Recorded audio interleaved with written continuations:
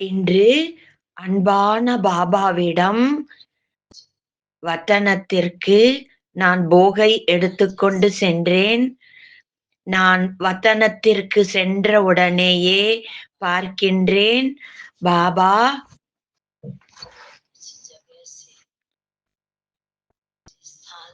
ஏதோ ஒரு இடம், ஏதோ ஒரு ஸ்தானத்தில் வலம் சுற்றி வந்துவிட்டு வதனத்தை நோக்கி வந்தார். எதிரில் பாபாவை பார்த்து நான் கேட்டேன், பாபா, நீங்கள் எங்கிருந்து வருகிறீர்கள், எங்கே வலம் சென்று வருகிறீர்கள் என்று கேட்டேன். அதற்கு பாபா கூறினார், குழந்தாய், பாபா விசேஷமாக அயல் நாட்டிலும் தேசத்திலும் சுற்றி வலம் வருகிறார். அநேக இடங்களுக்கு சென்று வருகின்றார்.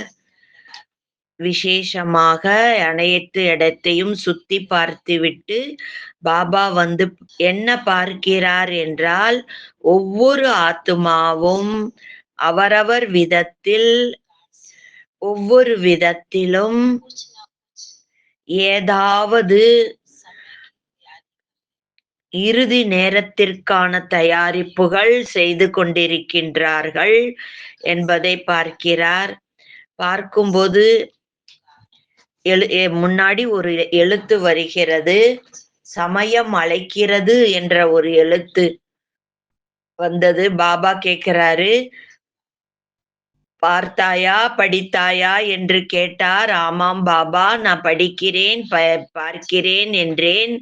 பிறகு பாபா கூறினார், குழந்தாய், உலகில் உள்ள மனிதர்கள் அவர்களுடைய திட்டம், பிளானிங் என்னவென்றால், பாபா விசேஷ ரூபமாக அநேக ஆத்மாக்களுடைய சங்கல்பத்தையும் மேலும் கருத்துக்களையும் பார்க்கிறார். அவர்கள் சமயத்தை பரிவர்த்தனை செய்வதற்காக ஈடுபட்டு கொண்டிருக்கிறார்கள். மேலும் 5 தத்துவங்களும் கூட அவரவர் தனது காரியங்களை செய்வதற்காக காத்து கொண்டிருக்கிறது என்றார். ஆகையால் பாபா தன்னுடைய குழந்தைகளுடைய சூக்ஷ்ம தயாரிப்புகள், சூக்ஷ்ம பிரேரணைகள், மேலும் சமயத்தினுடைய சமிக்ஞையையும் பாபா சுட்டிட்டு காட்டுக்கொண்டே இருக்கின்றார். சமயத்தை பார்த்து கொண்டிருந்தாலும் சில குழந்தைகள் பொருட்படுத்தாமல் இருக்கின்றார்கள், பார்த்தும் பார்க்காமல் இருக்கின்றார்கள். ஆனால் இயற்கையினுடைய சமயம் வரும்போது அவரை தானாகவே மாற்றி விடுகிறது, மாற வேண்டிய அமைந்து விடுகின்றன. இவ்வாறு பாபா சுற்றி வலம் வந்து பார்த்துவிட்டு நாலாபுறத்திலும் உள்ளவர்கள் எவ்விதமாக இறுதி நேரத்தை தன்னுடைய இயற்கையினுடைய வேகத்தை காட்டுகிறது, சமயத்தின் மாற்றங்கள் வருகிறதை பார்க்கிறார்கள். குழந்தைகள், நீங்கள் பாபாவின் குழந்தைகள். ஆரம்பத்திலிருந்து இன்று வரை, இப்பொழுது வரை பாபா சூக்ஷ்மமான சமிக்ஞைகளை கொடுத்து கொண்டேதான் இருக்கின்றார். சில குழந்தைகள் பாபாவினோட சமிக்ஞைகளை புரிந்து கொண்டு அதன்படி நடக்கின்றார்கள். சில பேர் புரியாததால் இயல்பாகவே செல்கின்றார்கள். ஆகையால் பாபா கூறுகின்றார், இயற்கை தன்னுடைய 5 தத்துவ காரியங்கள் செய்யும் பொழுது யாராலுமே ஒன்றுமே செய்ய முடியாமல் போய்விடும். ஆகவே குழந்தைகளுடைய காரியம் என்னவென்றால், தன்னுடைய சுயஸ்திதியை உருவாக்கி கொள்ள வேண்டும், சுய புருஷார்த்தம் செய்ய வேண்டும் என்றார். எந்த நேரத்துல எந்த மாதிரி சூழ்நிலைகள் விக்னங்கள் வரும் என்றே தெரியாது. ஆகவே அச்சமயம் நீங்கள் தன்னை மாற்றிக்கொள்ள முடியாது. ஆகவே இப்பொழுது இருந்தே நீங்கள் விசேஷ ரூபமா பாபா வந்து வலம் வந்து வதனத்தை நோக்கி வருகிறார். அப்பொழுது பாபா கூறுகிறார், பாபாவின் ரூபம் எப்படி இருந்தது என்றால், ரொம்ப கம்பீரமா சீரியஸாக இருந்தது. பிரம்மா பாபா எதுவரைக்கும் வதனத்துல இப்படியே அமர்ந்திருப்பார். குழந்தைகளுடைய பாலனை எதுவரைக்கும் இப்படியே செய்து கொண்டிருப்பார்.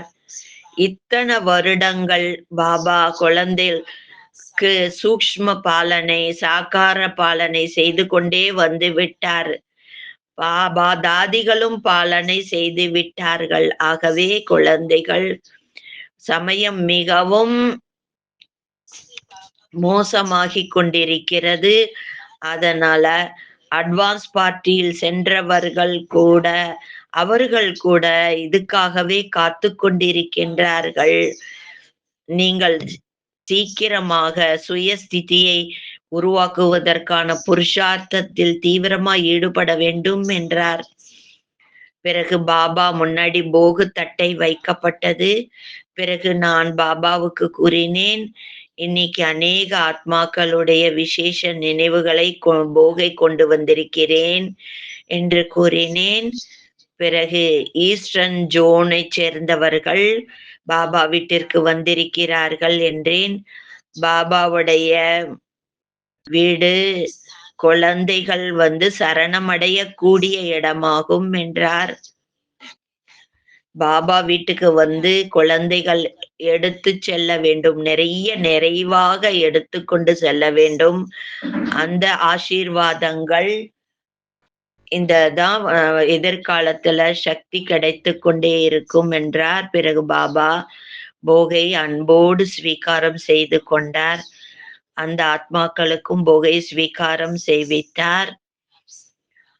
சகோதர சகோதரிகளுக்கும் பாபா அனைவருக்கும் ரொம்ப ரொம்ப அன்பு நிறைந்த அன்பு நினைவுகளை கொடுத்தார். அதை பெற்றுக்கொண்டு நான் கீழே இறங்கி வந்து விட்டேன். ஓம் சாந்தி.